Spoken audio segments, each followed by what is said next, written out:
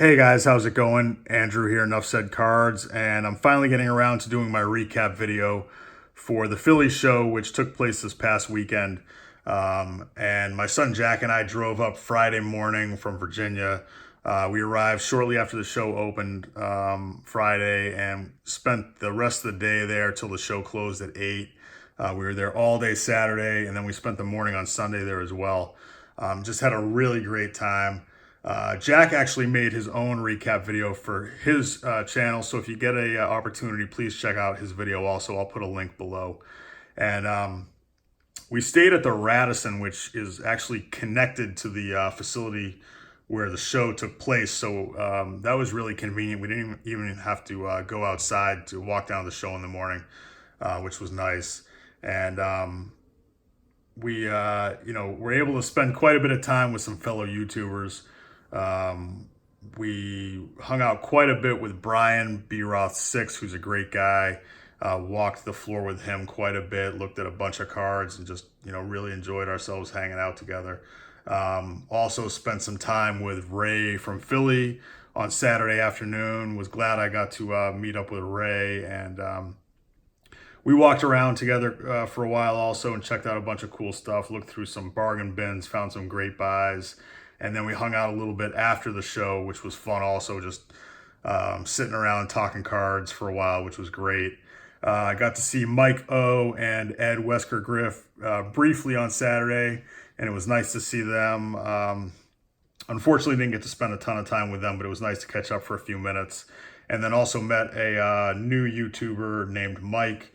Not sure if he's making videos, but new to the community and has been watching a lot of our videos and commenting as well. So I'm going to go through my pickups pretty quickly. I'm going to leave the best for last. Don't have a ton of stuff, but let's just get started. I picked up this Bird rookie card. Not the Bird rookie that everyone wants with Magic Johnson, but Bird rookie nonetheless. And I paid $12 for this card. I think it's in pretty nice shape. It was marked 15. Got it for 12, so was pretty happy with that. A couple of other basketball cards. Got this McHale rookie 81 tops, which is in really nice shape. I paid $5 for this card, so was happy to find that one.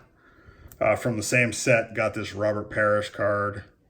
The Chief paid $1 for this. Really nice shape.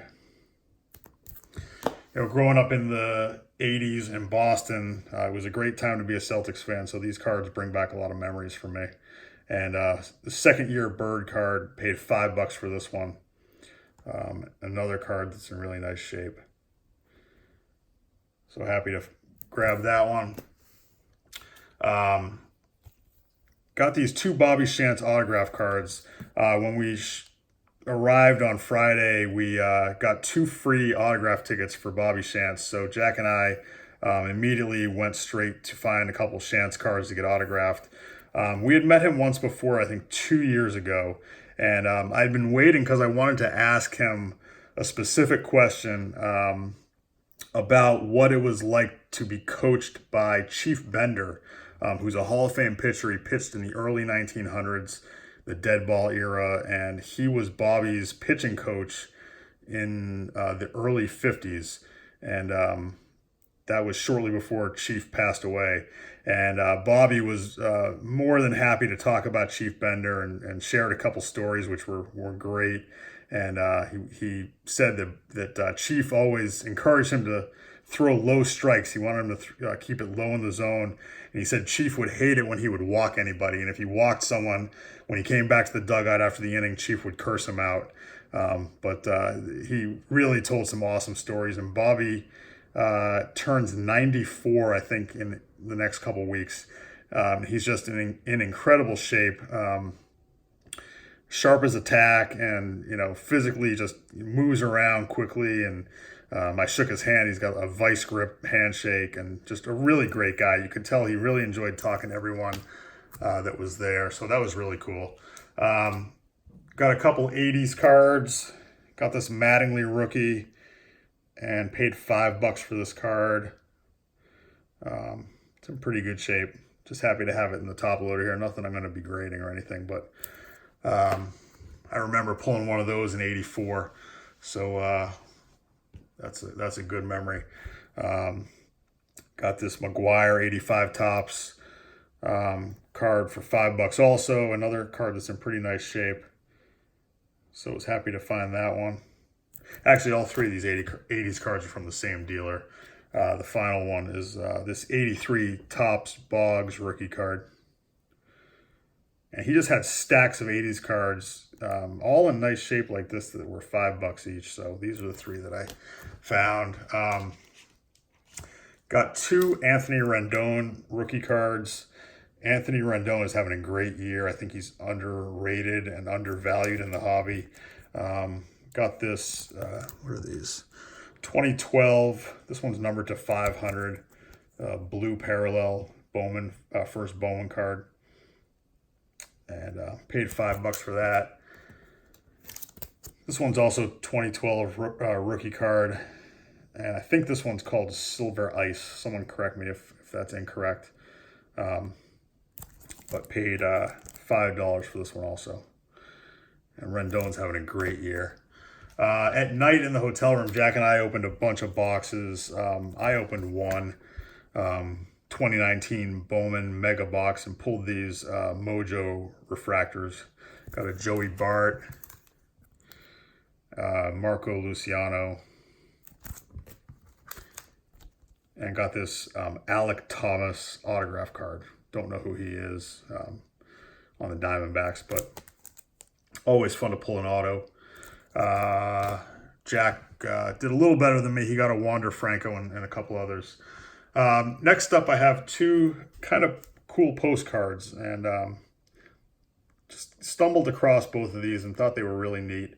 This one here on the bottom says Worcester 3, Cooperstown 2, August 16th, 1910. So that's the date of the game, August 16th. And 2 days later, this postcard was sent, August 18th, 1910. And this is a real photo postcard. And it shows fans, sitting up on the hill next to the field. And the details in this are pretty amazing. I looked at it under magnification, and you can see the women all formally dressed and the men wearing suits and hats, in August. Probably not terribly comfortable to be wearing like a wool suit in August, but definitely looks pretty cool. There's a kid standing there, and you can see the catcher in the far bottom left corner there, and a batter. Looks like he may be on deck.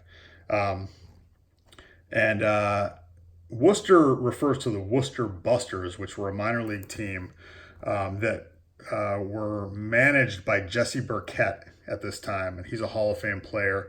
He managed the team and also played. I tried to look and see if I could identify who this player was, and it's not really possible. You can't tell, but he's a lefty hitter, and Jesse Burkett batted lefty, so who knows? Could be Jesse Burkett. But I just thought it was a really cool picture. And on the back it says, best game I've seen in years. You should have been here for it. Worcester seems pretty good to me. Looks like home. And with a postmark there.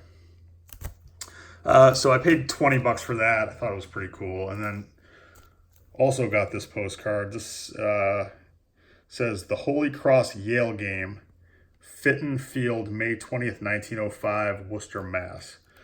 I don't know if these came from the same collection or whatever, but just thought that was a cool picture. You can see the fans kind of lined up. There's no fence in the outfield there. They're just kind of standing on the field.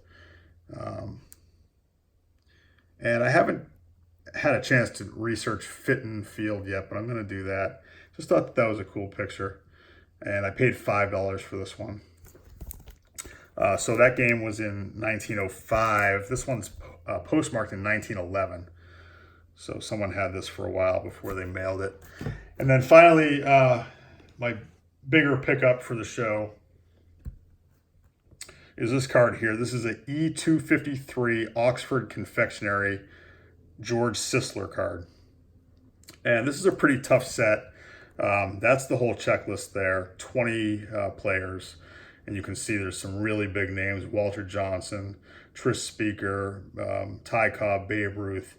I actually have the Grover Alexander card.